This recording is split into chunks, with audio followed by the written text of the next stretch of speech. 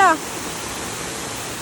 ഭയങ്കര വെള്ളം. കഴിഞ്ഞ ദിവസം ഇവിടെ നിന്നും വെള്ളം. ഹലോ ഗെയ്സ്, അപ്പോൾ എല്ലാവർക്കും നമസ്കാരം. എൻ്റെ പേര് സൂര്യ, പത്തനംതിട്ട സീതത്തോട് നിന്നാണ് കേട്ടോ. ഇന്ന് എൻ്റെ കൂടെ ഒരാളുള്ളത് എൻ്റെ ഹസ്ബൻഡാണ് അലൻ. അപ്പോൾ ഞങ്ങൾ ഈ കഥയൊക്കെ പറഞ്ഞ് വീട്ടിൽ നിന്ന് പോകുന്നത് ഒരു വെള്ളച്ചാട്ടം കാണാൻ വേണ്ടിയിട്ടാണ്. ഇത് ഈ മഴയൊക്കെ പെയ്യുന്നതിന് മുന്നേ എടുത്ത വീഡിയോ ആണ് കേട്ടോ. ഈ മഴയും ഒക്കെ വന്ന കാരണം എനിക്ക് ആ ഒരു വീഡിയോ ഇട്ടപ്പോൾ ഇത് ഇടാൻ പറ്റിയില്ല. അതുകൊണ്ടാണ് ഇത് ഇത്രയും ലേറ്റ് ആയത്. ഇപ്പം ഈ 2 ദിവസം അടുപ്പിച്ചുള്ള മഴയും ഉരുൾപൊട്ടലും ഒക്കെ കഴിഞ്ഞപ്പം ഇവിടെ നല്ല രീതിയിൽ ആ വെള്ളച്ചാട്ടത്തിൽ ഭയങ്കര വെള്ളമാണ് കേട്ടോ. ഞങ്ങൾ പോയപ്പോൾ ഉള്ള വെള്ളവും പിന്നെ ഉള്ള വെള്ളവും ഞാൻ കാണിച്ചു തരാം. നിങ്ങൾക്ക് എൻ്റെ ചാനൽ നോക്കിയാൽ അറിയാം, എൻ്റെ ചാനലിലെ വീഡിയോസ് ഒന്നും അത്ര റീച്ചിലൊന്നും എത്തിയിട്ടില്ലെങ്കിലും ഇപ്പം ഈ ഒരു 2 ദിവസം വ്യൂസൊക്കെ കിട്ടുന്നുണ്ട്. അപ്പം കൂടുതൽ ആൾക്കാരും എന്നിലേക്ക് എത്തുന്നുണ്ട്. അപ്പം ഇനിയും നിങ്ങളുടെയൊക്കെ സപ്പോർട്ട് ഉണ്ടാകണം. അപ്പം ചാനൽ സബ്സ്ക്രൈബ് ചെയ്യാതാണ് ആരെങ്കിലും വീഡിയോസ് കാണുന്നെങ്കിൽ ചാനൽ സബ്സ്ക്രൈബ് ചെയ്യണം. അതുപോലെ ഇൻസ്റ്റഗ്രാം ഉണ്ട്, ഫേസ്ബുക്ക് ഉണ്ട്. അപ്പോൾ അവിടെയൊക്കെ നിങ്ങളുടെ സപ്പോർട്ട് വേണം കേട്ടോ ഗൈസ്. അപ്പോൾ എന്നെ അറിയാത്തവർക്കായി ഞാനൊന്ന് പരിചയപ്പെടുത്താം. ഞാൻ ലൈവ് ഒക്കെ ചെയ്യാറുണ്ട്, അപ്പോൾ കുറേ പേർക്കൊക്കെ അറിയാം കേട്ടോ. അപ്പോൾ എന്നെ അറിയാത്തവർക്ക് ഞാനൊന്ന് പരിചയപ്പെടുത്താം. എന്നെ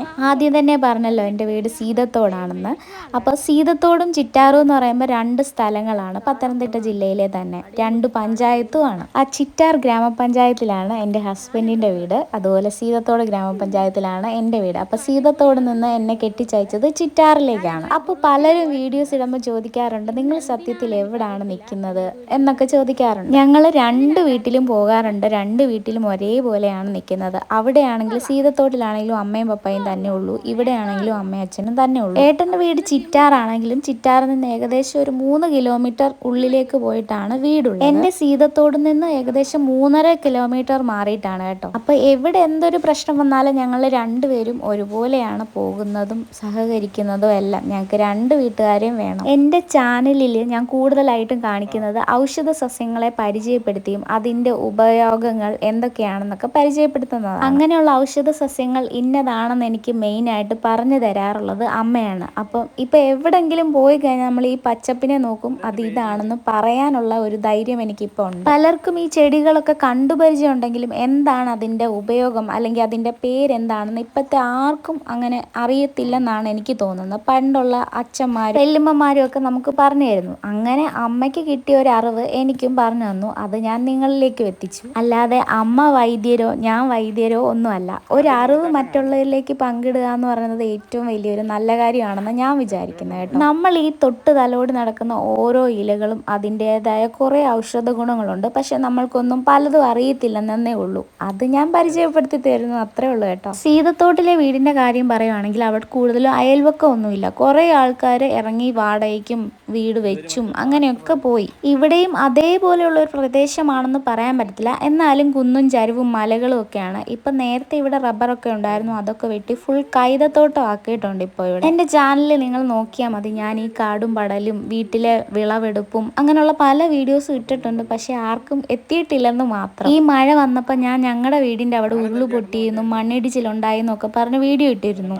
മണ്ണിടിച്ചിലും ഉരുൾപൊട്ടലും ഒക്കെ ഉള്ള സ്ഥലങ്ങളൊക്കെ തന്നെയാണ് കേട്ടോ. വന്യമൃഗങ്ങളും ഉണ്ട്. പിന്നെ എൻ്റെ വീട്ടിൽ നിന്ന് സീതത്തോട്ടിലേക്ക് വരണമെങ്കിൽ 3.5 കിലോമീറ്റർ ഉണ്ടെന്ന് ഞാൻ പറഞ്ഞല്ലോ. വേറെ കടകളോ അടുത്തെങ്ങും വീടുകളോ അങ്ങനെ ഒന്നുമില്ല. നമുക്ക് എന്തെങ്കിലും സാധനം വേണമെങ്കിൽ നമ്മൾ ഒരു മാസത്തേന് ഒരാഴ്ചത്തേനൊക്കെ വാങ്ങി വെക്കണം. പാല് വാങ്ങിക്കാൻ മിക്ക ദിവസവും പപ്പ മിൽമയിൽ പോകുന്നുണ്ട്, അത് സ്കൂട്ടി ഉള്ളത് കൊണ്ട് മാത്രം. എല്ലാവരും നാടും വീടും ഒക്കെ ഉപേക്ഷിച്ച് പോയെന്ന് പറഞ്ഞാൽ നമുക്ക് ഈ വീടും നാടും ഒന്നും ഉപേക്ഷിച്ച് പോകാൻ പറ്റത്തില്ല. കാരണം അമ്മയുടെയും പപ്പായുടെയും ഒക്കെ ഉപജീവന മാർഗമാണ്. ഏട്ടൻ പറയുന്നുണ്ട് ഇവിടൊക്കെ ആൾക്കാർ താമസിച്ചിരുന്ന വീടാണ്, ഓരോരുത്തരുടെയും വീട് കാണിക്കുന്നുണ്ട്. ഇപ്പൊ ഈ വീടൊന്നും കാണിക്കാൻ പറ്റത്തില്ല, കാരണം അതുപോലെ കാട് കയറി ആ വീടിന്റെ മുകളിലൂടെ ഒക്കെ. ആൾതാമസം ഇല്ലാത്തത് കാരണം വന്യമൃഗങ്ങൾ വന്നുകൂടാന്നില്ലല്ലോ. വന്യമൃഗങ്ങൾക്ക് വരാൻ ഈസിയായി അപ്പോൾ തന്നെ. ശരിക്കും ഞങ്ങൾ ഈ പോകുന്ന സ്ഥലത്തേക്ക് വണ്ടി പോകും, സ്കൂട്ടറൊക്കെ പോകുന്നതാണ്. പിന്നെ നമ്മൾ നടന്നു പോകുമ്പോൾ കിട്ടുന്ന ആ ഒരു സുഖം പ്രത്യേകിച്ച് പറഞ്ഞറിയിക്കാൻ പറ്റത്തില്ലല്ലോ. വീട്ടിൽ വെറുതെ ഒരു പരിപാടി ഇല്ലാതെ ഇരുന്നപ്പം ഏട്ടനാണ് പറഞ്ഞത് നമുക്കൊരു വലിയ ട്രക്കിങ്ങിന് പോകാന്ന് പറഞ്ഞു. ഇതായിരുന്നു ആ ട്രക്കിംഗ് എന്ന് എനിക്ക് അറിയത്തില്ലായിരുന്നു. പുല്ലില്ലേ നമ്മൾ ഈ തറയിൽ ഇങ്ങനെ ചവിട്ടി നടക്കുന്നേ, ഇത് ഓരോരുത്തർ ഇപ്പോൾ ഇത് വീട്ടിൽ വാങ്ങിച്ച് വെക്കുന്നുണ്ട്. കാരണം ഇത് ഭയങ്കര സോഫ്റ്റാ. ഇതിങ്ങനെ വിട്ട് കഴിഞ്ഞാൽ ഉണ്ടല്ലോ നമുക്ക് വെറുതെ നമ്മൾ പണ്ട് കളിക്കുമ്പോഴൊക്കെ ഗ്രൗണ്ടിലുള്ള ഒരു ടൈപ്പ് നല്ല കാറ്റേ. ഇടയ്ക്ക് നല്ല വെയിൽ കാണുന്നുണ്ടെങ്കിലും ചാറ്റൽ മഴ പെയ്യുന്നുണ്ട് കേട്ടോ. അത് നിങ്ങൾക്ക് അറിയാത്തതാണ്. അതോടൊപ്പം നമ്മുടെ വലിയ കാറ്റും അടിക്കുന്നുണ്ട്.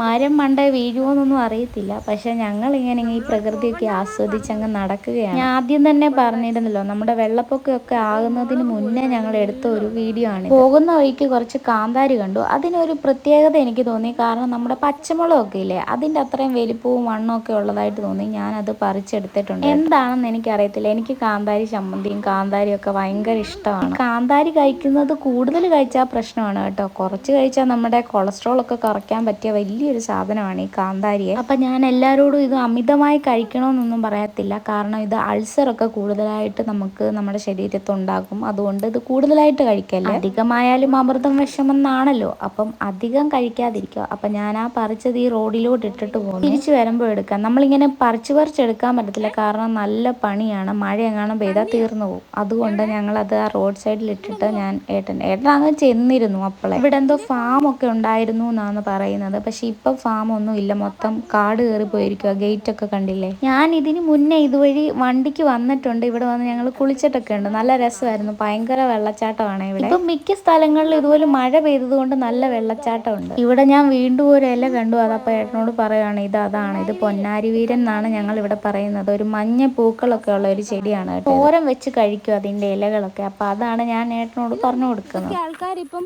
പൈസ കൊടുത്ത് വാങ്ങിക്കുന്ന ഓരോ ടൈപ്പ് ചെടികളാണ്.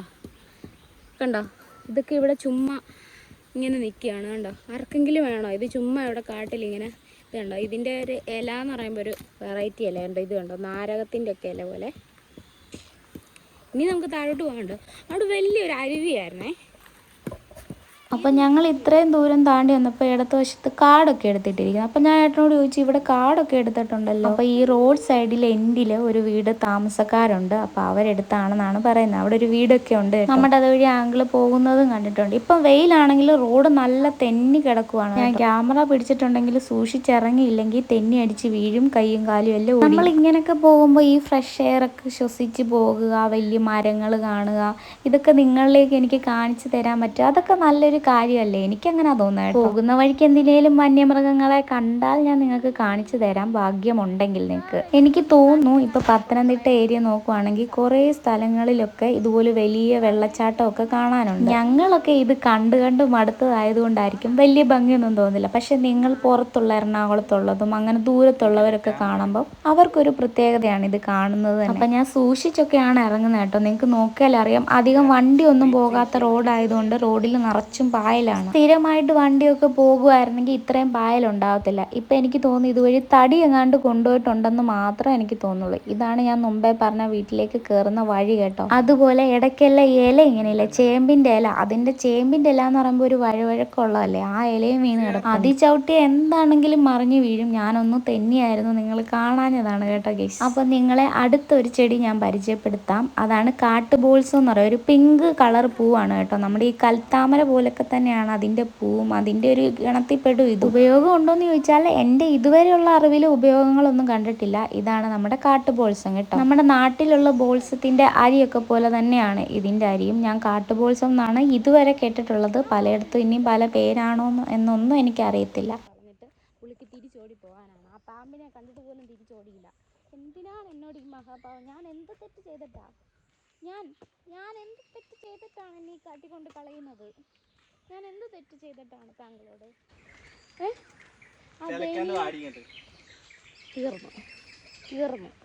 തീർന്നു ഞാൻ വയൽ പറിച്ചിട്ടേക്കുവാണേ. ഇത് പറഞ്ഞു കണ്ടോ, നമ്മൾ തെന്നിപ്പോവും. അതിൻ്റെ ഇല ഇങ്ങനെ വഴുതി കിടക്കണം. ഒരു ചേമ്പിൻ്റെ അറിയാമല്ലോ, ഒരു വഴവഴക്കുള്ള. എന്താ ഇവിടെ ഒരു സൗണ്ട്? എന്തി ഗൈസ്, മലയണ്ണാൻ ഭാഗ്യമുണ്ടെങ്കിൽ കാണാം. എന്തി മലയണ്ണാൻ കണ്ടോ, അവിടെ ഒരു അനക്കം കണ്ടോ? ചാടുന്നു അതോ കണ്ടോ മലയണ്ണാനൊക്കെ താഴോട്ട് ഇറങ്ങി വരുന്നുണ്ടേ. ഗൈസ്, മലയണ്ണാൻ. നിങ്ങൾ ഇനി മലയണ്ണാനെ കണ്ടിട്ടില്ലെന്ന് അറിയില്ല. ഇതിന് നല്ല ഭംഗിയാണ് കാണാനേ. കണ്ടോ, തേങ്ങ പറിക്കാനെങ്ങാണ്ട് വന്നത് എവിടോട്ടോ ചാടണമെന്നുള്ള ഒരു കൺഫ്യൂഷനിൽ നിൽക്കുകയാണ്. കണ്ടോ, ഇവനാണ് ഞങ്ങളുടെ ഇവിടുത്തെ ഒരു തേങ്ങ പോലും തരാതെ മൊത്തം തിന്നുന്ന തേങ്ങാവില്ല്. ഇതിന് ഞങ്ങൾ പേരിട്ടേക്കുന്നത് തേങ്ങാവില്ലെന്ന്. കേട്ടില്ല? എന്തുവാ? വെള്ളമില്ല. വെള്ളം ഉണ്ടെന്ന് പറഞ്ഞ് കൊണ്ടുവന്നുണ്ട്. അവിടെ എല്ലാം ഫുള്ള് കട്ടുപാടിലാണ് കേട്ടോ. ഇതിനകത്തൂടെ ഞങ്ങൾ നേരത്തെ കയറി പോവായിരുന്നു. ഇതുവഴി അക്കരയിൽ ഇതൊരു റോഡാ ശരിക്കലും പറഞ്ഞ അല്ലേ ഏട്ടാ? ഏറ്റവും റോഡാണ്. ഇതുണ്ടോ ഇതിനകത്തൂടെ കയറി പോകാൻ പറ്റുമോ?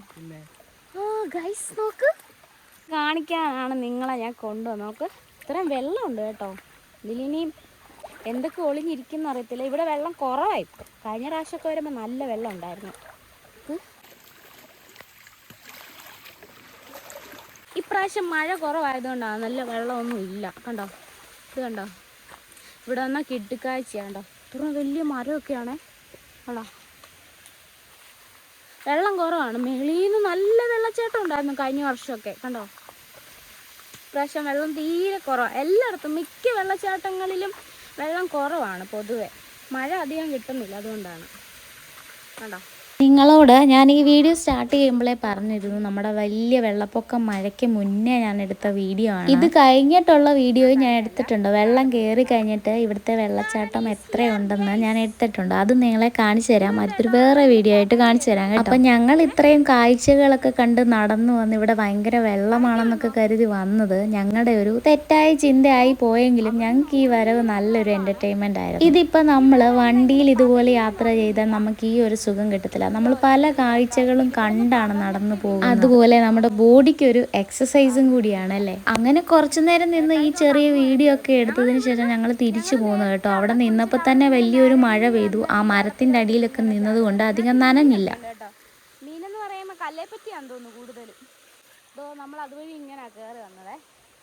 കണ്ടോ, ഇവിടെ ഫുള്ള് മരങ്ങളായി കവറാണ്. കൂടുതലായിട്ടും നല്ല വെള്ളം വരുവാണെങ്കിൽ നല്ല രസമായിരിക്കും. ഇപ്പം അധികം വെള്ളം ഇല്ലല്ലോ. ഇവിടെ കൊണ്ട് നമുക്ക് ആ കൽത്താമര വെച്ചാൽ സൂപ്പറായിരിക്കും. ഇവിടൊക്കെ അതുപോലത്തെ ടൈപ്പ് സാധനങ്ങളുണ്ട്. കാക്കത്തണ്ടൊക്കെ ഇതാണ്ട്, കാക്കത്തണ്ടൊക്കെ ഇതവിടെ നിൽക്കുന്നുണ്ട്. ഇതോടൊക്കെ കാട്ടിൽ കൈതകൾ ഉപയോഗിക്കുന്ന ഏട്ടാ. ഏട്ടാ, കൈത കൈത കൈത ഇതാണ് ആ കാഴ്ച കേട്ടോ. അങ്ങോട്ടൊന്നും പോയി നോക്കാതെ. ചെരുപ്പ് നല്ല തെന്നുന്നാണ്. ഏട്ടാ ചെരുപ്പ് തെന്നോ? ഞാൻ ചെരുപ്പ് ഊരാ.